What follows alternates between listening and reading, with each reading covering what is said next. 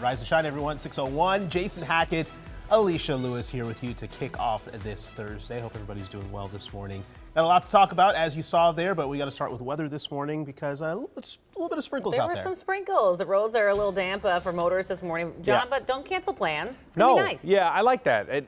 I try to not say to cancel your plans unless I think it's going to be brutal, and I do that because I have so many people telling me, like Sunday, for example, well, we shouldn't plan golf. We shouldn't plan golf things. Why did that go to that? Well, here you go.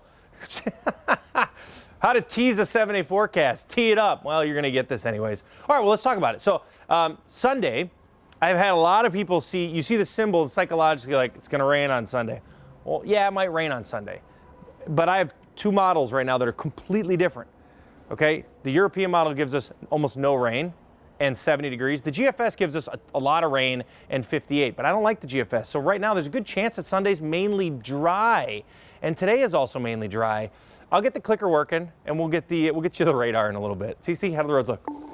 You know, they're damp. Sorry I couldn't click through for you. I was working on my traffic graphics. But you see the damp roads here in Coon Rapids. This is Highway 10 westbound. You see the eastbound side is pretty busy. Folks going pretty slow because roads are damp. If you wake up around the metro, you could see damp roads, but it should not slow down your commute. Now back to Highway 10 westbound. This is near Egret Boulevard. You see there's road work happening. So this left lane is closed, but at 6:02, it's not slowing things down as you head toward Anoka. Taking a bigger look at the big map here, things look pretty great, pretty quiet. Of course, that's going to change between 7:30 and 9:30 if you're a later morning commuter, especially if you're going into Minneapolis on 35W, 394, or 94. I'll talk about that later in the hour. For now, when I see you next, just after 6:15, I'll focus on construction. Cece, thank you. We'll check back then. Well, this morning, all eyes still on the stock market here. In the last 6 hours, China's tariffs against the U.S. went into effect, sending the futures board back in the red this morning. And Michelle is at the live desk right now tracking new fallout overnight and what it means for your money. Hey, Michelle. Well, hey, guys, our team's been watching these very numbers overnight, and they've been really all over the place. So for now, you can see the futures. They're all down. Wall Street is set to open lower. While you were sleeping, China went through its vow to raise tariffs on U.S. products from 34% to 84%. China is the exception to the temporary relief President Trump now promises to dozens of countries. In fact, he's hitting China with even higher tariffs at 125%, effective immediately, per the White House. For all the other countries that did not retaliate, Trump said yesterday he'll pause higher tariff rates for 90 days, but he'll keep the 10% baseline tariff. Markets reacted just moments after Trump announced all this. Within minutes, the Dow jumped more than 6%. It led up to one of Wall Street's biggest single-day spikes ever. This is a big win for Trump, and it's a big win for America.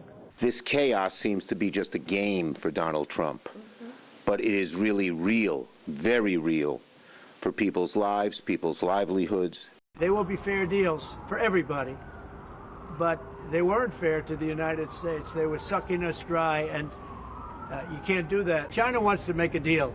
They just don't know how quite to go about it.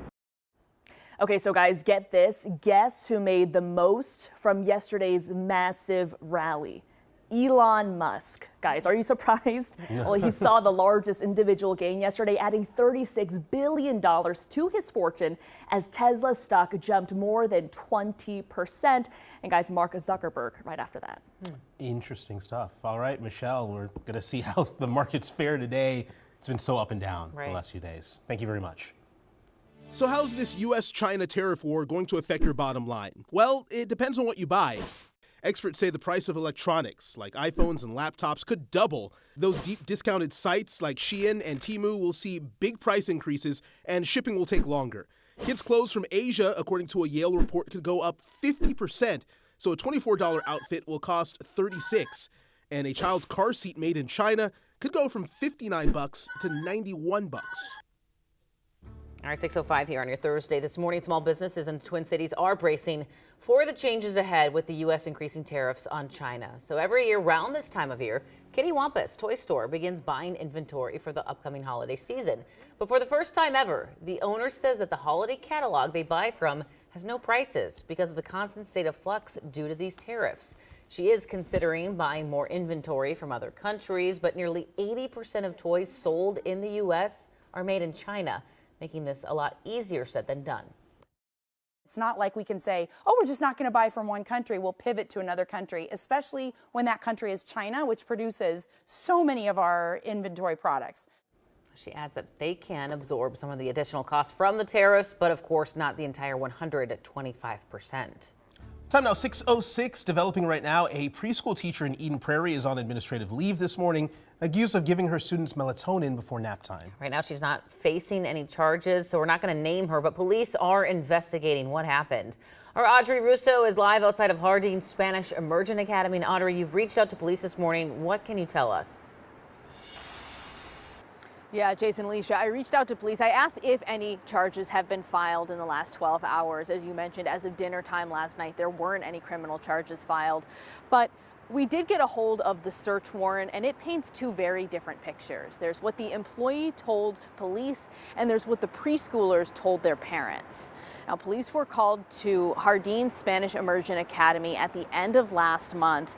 And according to the warrant, parents said their kids were given bluish purple gummies with a white sugar coating by a female employee before nap time. The kids said they were instructed by the employee not to tell anyone, and the parents said their kids were sleepier than normal on that day. Now, the employee told police these were Welch's fruit snacks, not melatonin. We're not naming the employee who's worked at the school for about a year because, again, she has not been criminally charged. But the school is responding this morning, saying that they will take immediate action when they believe an employee is falling short of their standards.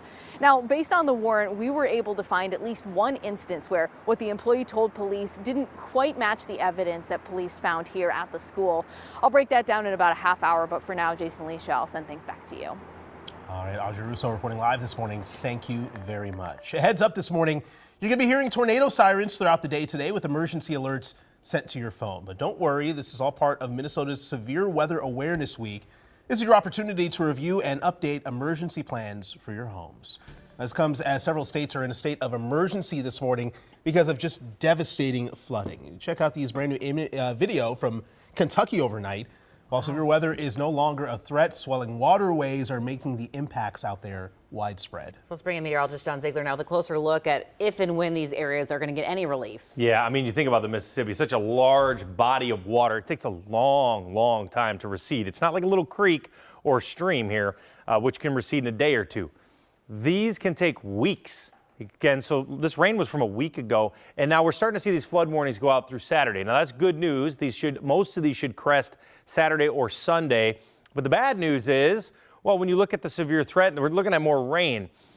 Now, when you have rain a week after all of this runoff came in, it doesn't impact it like you think it does. It might slow the process of the water, but it's very, very difficult to actually make the flooding worse than it's going to be because it actually takes 4 or 5 days for all of this rain to get into the Mississippi. So by the time this rain that falls tonight gets into the Mississippi, it will actually not be at flood stage anymore. So there's actually very little correlation to river flooding and then day of rain unless it's a crazy amount of rain. But still, they got more storms in that area. Can't catch a break. All right, John, thanks for that explainer. Appreciate it. Well, happening right now, police in St. Paul are asking for your help to find the person who drove onto a crowded soccer field full of players and spectators. And the whole thing was all caught on camera. So take a look. This video is crazy. Police say this all happened at McMurray Field, just south side of Como Park. And just look at how close they get to all of these people there. My goodness. They say they found out about the video that was on TikTok Sunday. They officially began their investigation here in the last 24 hours.